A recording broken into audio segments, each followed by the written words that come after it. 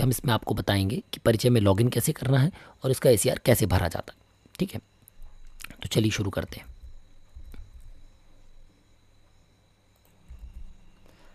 तो ये देखिए, हम देख रहे हैं गूगल। सबसे पहले गूगल पर जाएं, परिचय डालें। अब कुछ लोग परिचय .nic.in पे क्लिक कर रहे हैं, तो आप वहाँ से भी कर सकते हैं, पर हम कहते हैं यदि आप गलत वेबसाइट डाल रहे हैं तो ऐसी स्थिति में आप परिचय डालें। गूगल पे आप जैसे ही डालेंगे परिचय, तो वहाँ पर आपको परिचय का ऑफिशियल पेज परिचय.nic.in मिल जाएगा। इस परिचय.nic.in के ऑफिशियल पेज पे आप क्लिक करेंगे। जैसे ही आप इस पर क्लिक करेंगे, आपको परिचय की जो वेबसाइट है वो सामने आपके इस तरीके से प्रदर्शित होगी। इसमें जो ईमेल आईडी डालनी है वो @mp.gov.in पे डालनी है। यहाँ पर आप अपनी आईडी डालेंगे, पासवर्ड डालेंगे। जैसे ही आप कंसेंट पे क्लिक करेंगे, यहाँ पर वो नेक्स्ट बोल देगा। नेक्स्ट में वो आपका OTP दिखाई देगा आपको। OTP के साथ वो आपसे पूछेगा क्या सिस्टम में रजिस्टर करना है, तो इस तरीके से आपको इसमें इन्फॉर्मेशन मिल जाएगी। ठीक है, ये देखिए, ये हमने OTP की विंडो आ गई हमारे सामने। हमने इस पर क्लिक किया। जैसे ही हमने क्लिक किया तो हमको OTP दिखने लगेगा इसमें, शो OTP और don't task me again on this device का मतलब है कि अब इस डिवाइस पे ये सेव नहीं होगा, है ना। दोबारा लॉगिन करने के लिए आपको इन सब चीज़ों की ज़रूरत नहीं पड़ेगी, डायरेक्ट लॉगिन कर देगा। तो यहाँ पर हमने इसको नेक्स्ट करके क्लिक किया, और जैसे ही नेक्स्ट करके क्लिक करेंगे, इस तरीके से ये पोर्टल आपके सामने परिचय का पोर्टल खुल जाएगा। अभी जो हम पोर्टल आपको खोल के दिखा रहे हैं, ये एक पटवारी की लॉगिन है।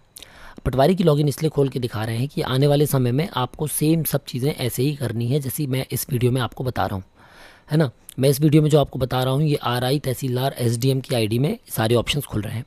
पटवारी की आईडी में इस तरीके का ऑप्शन आएगा। अभी जो खुल रहा है, 3 ऑप्शन खुलेंगे। इनमें आप किसी भी ऑप्शन पे क्लिक करेंगे। जैसे हम स्पैरो MP, जो आपका PAR है या ACR है, वो जो है वो स्पैरो पोर्टल से भरा जाता है। इसी स्पैरो पोर्टल से 31 जनवरी को IPR यानी इमूवेबल प्रॉपर्टी रिपोर्ट भी भरी जाती है ना। तो इसी स्पैरो पोर्टल पे क्लिक हम करेंगे। तो जैसे ही हमने इस पर क्लिक किया, क्या क्लिक किया हमने स्पैरो पोर्टल पे, ये जो स्पैरो पोर्टल हमको दिख रहा है, हमने इस पर क्लिक किया। तो इस पर क्लिक करते ही साथ वो एक मैसेज देगा कि हम इसको सीधे इस ऑफिस पे ले जा रहे हैं। ठीक है, इस ऑफिस पे ले जाने की, यानी जो वेबसाइट आपने क्लिक की उस पे ले जा रहे हैं। तो वहाँ पर ले जाने पर ये देखिए इस तरीके का ऑप्शन आएगा। क्या आएगा ऑप्शन? ये परिचय की वेबसाइट खुल रही है, घूम रही है। अभी पटवारी की आईडी है इसलिए इसमें कुछ नहीं आएगा, या तो इससे बाहर फेंक देगा या मैसेज देगा, अलर्ट मैसेज। यदि किसी और की आईडी होती तो ये डायरेक्ट लॉगिन हो जाता और हमको पार भरने के लिए सामने अवेलेबल कर देता। ठीक है, चूँकि ये पटवारी की आईडी है और अभी इस पर अंडर प्रोसेसिंग है।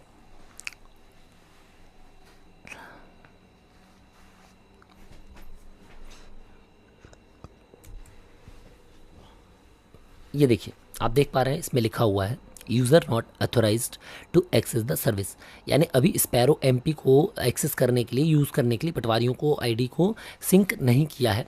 आने वाले समय में इसको कर देगा ताकि पटवारी भी इसी से ACR भर सकें। ठीक है, तो ये देखिए इस तरीके से आ रहा है। तो हम दूसरे की आईडी पे चलते हैं। जैसे ये हमने एक आईडी खोली है, इसमें देखिए इतने सारे ऑप्शंस हैं।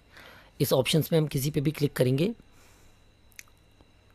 ना। जैसे ही हम क्लिक करेंगे तो विंडो का वेट कर रहे हैं, ये खुल गया डायरेक्ट। ठीक है, अच्छा हम ये करते हैं। ठीक है, ये हमने जैसे ही देखिए आप क्लिक किया हमने इस पर, तो इस तरीके से सेम विंडो, एक्सेस का विंडो आया। इस पर क्लिक करने पर इस तरीके के विंडो हमारे सामने खुल गए। अब इस तरीके के, इसलिए मान लीजिए ये SDM है तो इनके पास RIओ की आएगी। ठीक है, यदि OIC हैं ये तो RIओ की आएगी, तहसीलदारों की आएगी और ऑपरेटरों की आएगी। ठीक है, रिव्यू के लिए या फिर हो सकता है रिपोर्टिंग के लिए आए। इस तरीके से अलग अलग ऑपरेटर्स, अलग अलग एम्प्लॉयज़ की इनके पास पार या ACR आएगी। ठीक है, तो अब हम यहाँ पर किसी पे भी ऑथराइज्ड वाले पे क्लिक करेंगे। मान लीजिए जैसे इन्हीं की भरनी है तो इन्हीं की भरनी होगी, तो ये इस रैंक पे होंगे या इस रैंक पे होंगे, तो इस पर हम क्लिक कर देंगे। हमने जैसे ही क्लिक किया,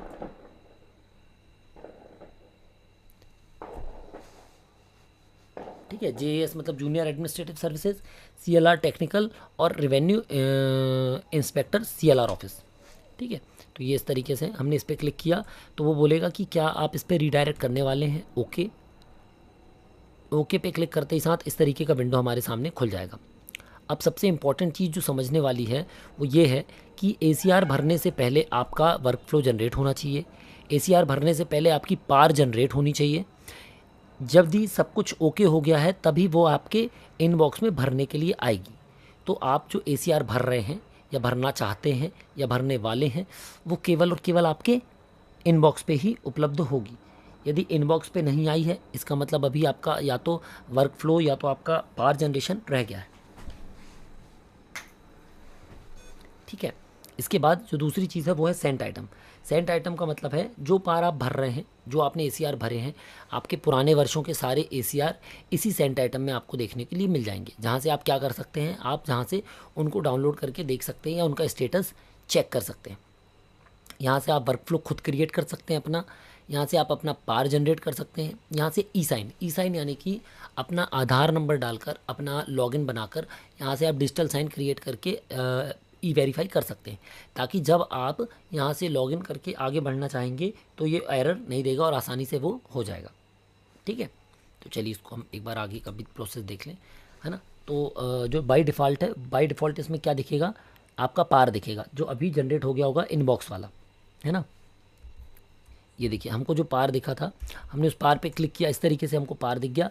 हमने इस पार पे क्लिक किया, इस आईडी पे, इस आईडी पे क्लिक करेंगे तो इस तरीके का फॉर्म हमको दिख गया। किस तरीके का, ये देखिए इस तरीके का, ये तो ये जो हमको फॉर्म दिख रहा है इस फॉर्म को हम यहाँ पर भर देंगे। ये पूरे आगे का फॉर्म है, सेंट आइटम पे हमने देखा तो ये नेक्स्ट लेवल तक का है, तो ये एक्सेप्ट हो चुका है और ये आगे बढ़ चुका है। ठीक है। ये स्टेट लेवल पे भी कंप्लीट हो चुका है। अब हम यदि जाएंगे तो ये देखिए ये सेल्फ अप्रेजल है जो इनके द्वारा भरा गया है, फिर ये अप्रेजल है जो इनके सीनियर्स द्वारा भरा गया है, फिर ये रिव्यूअर द्वारा भरा गया है और ये एक्सेप्टिंग ऑफिसर द्वारा, फिर यहाँ पर अप्रूवल के लिए आया है और ये लास्ट ऑफर एक्सेप्टेंस है कि आपका ऑफिसर ने ये एक्सेप्ट करके आपको ये ग्रेडिंग दी है। ठीक है। अब हम क्रिएट कर रहे हैं वर्क फ्लो। तो हम सबसे पहले वर्क फ्लो में गए, हमने वर्क फ्लो में गए, यहाँ पर हमने एम्प्लॉय आईडी डाली। जैसे ही हम एम्प्लॉय आईडी डालेंगे और सर्च करेंगे तो हमको क्या मिल जाएगी, एम्प्लॉय डिटेल मिल जाएगी।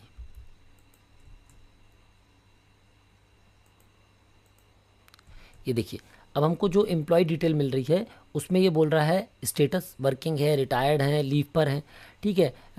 एम्प्लॉय टाइप और एक्शन, तो चूंकि इनका वर्क फ्लो हम बना चुके हैं तो इसमें अपडेट का ऑप्शन आएगा, अदरवाइज़ क्रिएट वर्क फ्लो का ऑप्शन आता। ठीक है। तो हम आपको अपडेट से ही दिखा देते हैं। जैसे अपडेट पे हमने क्लिक किया, ओके पूछा उसने कि क्या आप सही में इनका अपडेट करना चाहते हैं, ओके।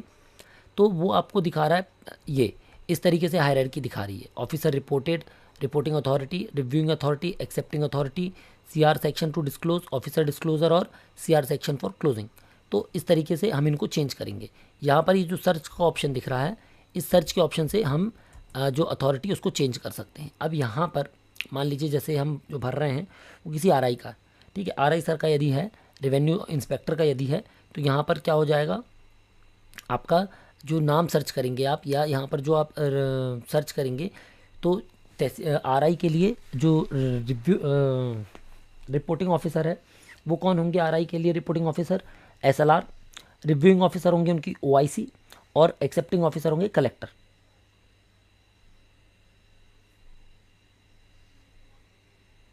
ठीक है। और यदि तहसीलदार का भर रहा है, SLR सर का भर रहा है, तो उनके लिए होगा आपका रिपोर्टिंग ऑफिसर हो जाएंगे SLR, रिव्यूइंग ऑफिसर हो जाएंगे OIC और कलेक्टर साहब। ठीक है। और यदि किसी उनका भर रहा है तो उनके लिए हो जाएंगे आपके OIC reporting officer, reviewing officer हो जाएंगे आपके कलेक्टर साहब और एक्सेप्टिंग ऑफिसर हो जाएंगे जो आपके फाइनल ऑफिसर होते हैं एक्सेप्टिंग ऑफिसर DCLR, है ना। ऐसे लेवल पे सेम तहसीलदार का भी बनेगा और सेम उनका भी बनता है कमिश्नर, उनके कमिश्नर हो जाएंगे एक्सेप्टिंग ऑफिसर। तो ये देखिए इस तरीके से हम यहाँ पर नाम चुन लेंगे। यदि हम SLR को चुन रहे हैं तो यहाँ पर MP JAS आ जाएगा। यदि हम तहसीलदार SDM को चुन रहे हैं तो यहाँ पर MP SAS आ जाएगा, MP स्टेट सर्विसेज, और कलेक्टर को चुन रहे हैं तो इंडियन एडमिनिस्ट्रेटिव सर्विसेज आ जाएगा। इस तरीके से ये देखिए हमने यहाँ पर जो भी डेजिग्नेशंस चुनेंगे उसके हिसाब से ये आ जाएंगे हमारे पास। ये देखिए इंडियन एडमिनिस्ट्रेटिव में ये आ गया। तो जब हमने ये चुन लिया तब हमारा वर्क फ्लो जनरेट हो गया। वर्क फ्लो जनरेट करने के बाद हम क्या कर रहे हैं, पार जनरेशन। तो हम ये पार जनरेशन पे आए, हमने आईडी लिखी, क्लिक किया, सर्च पे क्लिक करेंगे। जैसे ही सर्च पे क्लिक करेंगे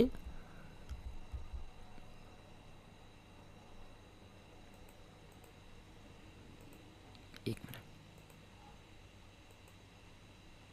ये देखिए अब यहाँ पर इसलिए कुछ नहीं दिखा रहा है क्योंकि इनके हम पार जनरेट कर चुके हैं, वरना यहाँ पर लिखा आता जनरेट, हम जनरेट पे क्लिक करते, वो हमसे आधार नंबर मांगता। आधार नंबर मांगने के बाद क्या करता वो, हमको नई विंडो में ओपन कर देता। उस नई विंडो पे जाकर हम क्या भर देते, मतलब उस नई विंडो पे जाकर हम ओटीपी डालते और हमारा पार जनरेट हो जाता। जैसे ही पार जनरेट हो जाता हमारा फॉर्म यहाँ पर उपलब्ध हो जाता इनबॉक्स में। ठीक है, कहाँ पर, ये देखिए इनबॉक्स में आ जाता। इस तरीके से हमारे पास फॉर्म, इस पार आईडी पे हम क्लिक करेंगे, हमारा फॉर्म खुल गया। इस फॉर्म पे हमको ये जो है सेल्फ अप्रेजल वाला हिस्सा, यहाँ पर हमको ये 5 कॉलम में डिटेल भरनी है। हमने क्या क्या काम किया, किस टाइम पीरियड से किस टाइम पीरियड तक, 1 अप्रैल से 31 मार्च तक का। ठीक है, तो वो पूरी डिटेल हम लिख देंगे और उसको लास्ट में क्या कर देंगे, जब सब लिख देंगे सबमिट कर देंगे। तो सबमिट करने के लिए क्या है, सेम प्रोसेस है जो डिजिटल साइन वाली जो हमने बताई थी, वो लास्ट वाली। यहाँ पर हम आधार से इसको डिजिटल साइन करके सेंड कर देंगे। तो इस तरीके से आपका पार भर जाएगा और ये पार भरने के बाद आपके रिपोर्टिंग ऑफिसर के पास चला जाएगा। वहाँ से आपके द्वारा जो काम भरा गया उस पर वो अप्रेजल दे देंगे, उसको फॉरवर्ड कर देंगे। फॉरवर्ड करके वो रिव्यूइंग ऑफिसर के पास चला जाएगा जहाँ पर वो ग्रेडिंग दे देंगे और फाइनली एक्सेप्टिंग ऑफिसर के पास चला जाएगा, जिसका डिस्क्लोजर आपके पास होगा, जिसमें लिखा होगा कि आपके एक्सेप्टिंग ऑफिसर द्वारा आपको ये ग्रेड दिया गया है और आपके ये ग्रेडिंग की गई है। उसके बाद एक्सेप्टेंस हो जाएगा और इस तरीके से एसीआर जो है ये कंप्लीट हो जाएगा। यानी कि अब यदि आप आरआई हैं, तहसीलदार हैं या एएसएलआर हैं, एसएलआर हैं, ठीक है, एसडीएम है, तो आप अपना एसीआर खुद वर्कफ्लो जनरेट करके, खुद पार जनरेट करके आसानी से भर सकते हैं। इसमें किसी को कोई दिक्कत नहीं आएगी, यदि आएगी तो आप बताइएगा। और ख़ासकर आने वाले समय में पटवारियों को भी सेम प्रोसेस फॉलो करनी है, तो ये एक इंट्रोडक्टरी वीडियो उनके लिए भी है, इसको वो देख सकते हैं। इसमें यदि उनको कोई दिक्कत आए, कन्फ्यूजन आए तो वो हमको बताएं, तो हम इसमें सुधार करके उनकी और हेल्प कर पाएंगे। ठीक है, और फिर जैसा भी होगा तो इस तरीके से हमने इसको देखा है। इस तरीके से हम स्पैरो में परिचय लॉगिन करके स्पैरो में क्लिक किए, स्पैरो ऑफिस, और ये आ गए यहाँ पर। जैसे हम यहाँ सर्विस चुनेंगे, हमने क्रिएट वर्कफ्लो किया, हमने पार जनरेट की और हमने इनबॉक्स पे जाकर अपनी पार को भर दिया। पार यानी कि परफॉर्मेंस अप्रेजल रिपोर्ट। ठीक है, तो परफॉर्मेंस अप्रेजल रिपोर्ट या एनुअल कॉन्फिडेंशियल रिपोर्ट भरने के बाद हम इसको सबमिट कर देंगे। सबमिट करने के लिए ई सिग्नेचर या फिर डिजिटल सिग्नेचर या फिर वेरिफिकेशन लगता है। उसमें क्या करना है, केवल आधार नंबर डालना है, एक ओटीपी आएगा और उसको सबमिट कर देना है। बस इतना आसान काम है, इसको आप आसानी से कर सकते हैं।